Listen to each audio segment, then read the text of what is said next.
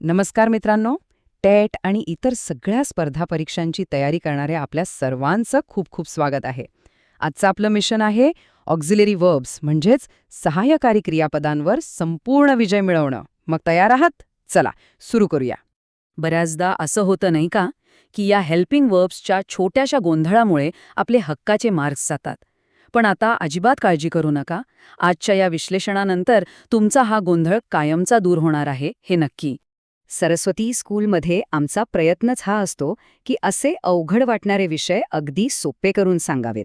मग जर auxiliary verbs सारखे महत्त्वाचे विषय चुकवायचे नसतील तर आपल्या चॅनलला लगेच सबस्क्राईब करा. चला तर मग आपल्या मिशनची खरी सुरुवात करूया. बघा, सहाय्यकारी क्रियापदांचे मुख्यत्वे दोन भक्कम स्तंभ आहेत. एक म्हणजे प्रायमरी ऑक्झिलरीज आणि दुसरा म्हणजे मॉडल ऑक्झिलरीज. आपण ह्या दोन्ही प्रकारांना एकदम सविस्तरपणे समजून घेणार आहोत. तर हे प्रायमरी ऑक्झिलरीज म्हणजे नेमकं काय? सोप्या भाषेत सांगायचं तर ही अशी क्रियापदं आहेत जी वाक्याचा मूळ पाया म्हणजे की नाही त्याची रचना तयार करतात. आपल्याला वाक्याचा काळ ओळखायचा असेल, प्रश्न विचारायचा असेल किंवा नकारार्थी वाक्य बनवायचं असेल तर यांचा वापर करणं अगदी गरजेचं आहे. आता या स्लाइडवर जरा लक्ष द्या. टू बी, टू डू आणि टू हॅव हे तीन मुख्य प्रायमरी ऑक्झिलरीज आहेत. बरं, टू बीची रूपं जसं की आय एम अ डॉक्टर या वाक्यात स्थिती दाखवतात. टू डूचा वापर आपण do you write a letter असे प्रश्न बनवण्यासाठी करतो. आणि टू हॅव हे मालकी हक्क दाखवण्यासाठी, जसं की शी हॅज अ ब्रदर. सोपं आहे की नाही?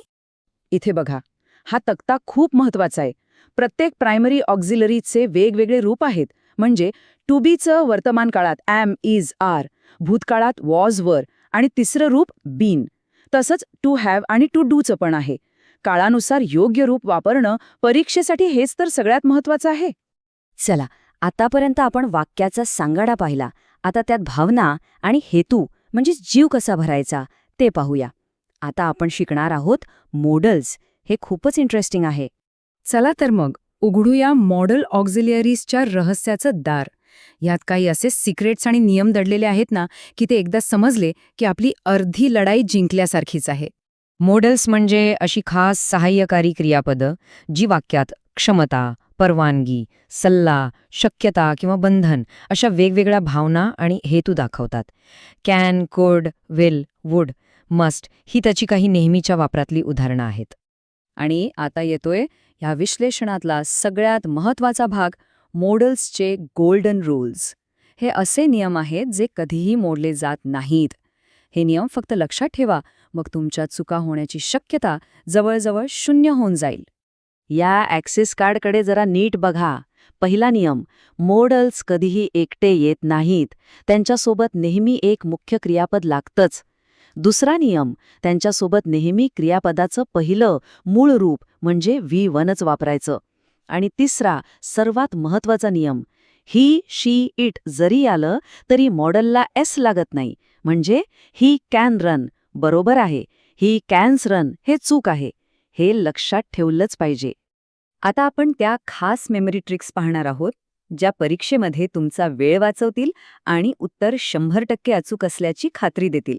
बरं, हे विश्लेषण तुम्हाला उपयुक्त वाटतंय ना? मग पटकन सबस्क्राईब करून आम्हाला नक्की कळवा. चला, आता त्या खास ट्रिक्स पाहूया ज्या खास परीक्षेसाठीच बनवल्या आहेत. विश्वास ठेवा, या ट्रिक्स तुमच्यासाठी एक गेम चेंजर ठरू शकतात. या स्लाइडवर 3 जबरदस्त ट्रिक्स आहेत. पहिली आहे CMM ट्रेक. कॅन म्हणजे क्षमता आणि कुड म्हणजे भूतकाळातली क्षमता. दुसरी, द मस्ट फॉर्म्युला. लक्षात ठेवा, जेव्हा वाक्यात 100% बंधन किंवा सक्ती असते तेव्हा मस्ट हा ऑप्शन तिथे लॉक होऊन जातो. आणि तिसरी आहे द WW रूल. विल म्हणजे निश्चित भविष्य, तर वुड म्हणजे भूतकाळातली सवय किंवा एखादी नम्र विनंती. वा, नियम आणि ट्रिक्स तर आपण शिकलो, पण आता वेळ आहे आपण जे शिकलोय ते प्रत्यक्ष वापरून बघण्याची. चला, काही प्रश्नांचा मिळून सराव करूया. पहिला प्रश्न बघा, यू मस्ट गो देअर आणि कंसात दिला आहे बंधनकारक. आठवा बरं, बंधनकारक किंवा कंपल्सरीसाठी आपली कोणती फॉर्म्युला ट्रिक होती? कॅन, मस्ट की मे? काय वाटतंय? अगदी बरोबर. ज्यांनी मस्ट विचार केला होता त्यांचं उत्तर एकदम परफेक्ट आहे. का?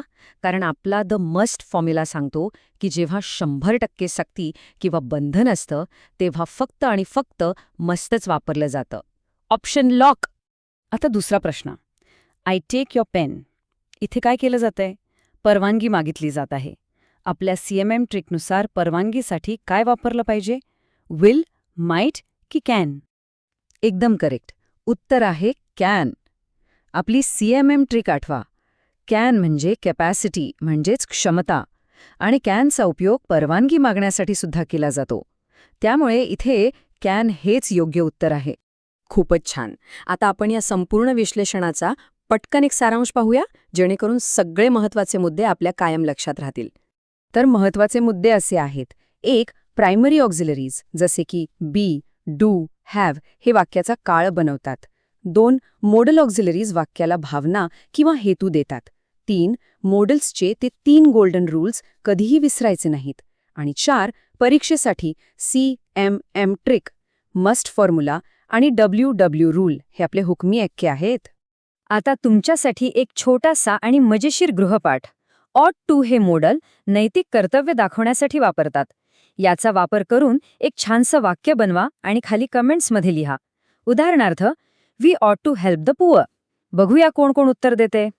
मला आशा आहे की ऑक्झिलरी वर्ब्सबद्दलचा तुमचा सगळा गोंधळ आता दूर झाला असेल. अशाच सोप्या आणि प्रभावी विश्लेषणासाठी सरस्वती स्कूलला नक्की सबस्क्राईब करा आणि आपल्या मित्रांसोबतही शेअर करा. परीक्षेसाठी तुम्हा सर्वांना खूप खूप शुभेच्छा. भेटूया पुढच्या वेळी.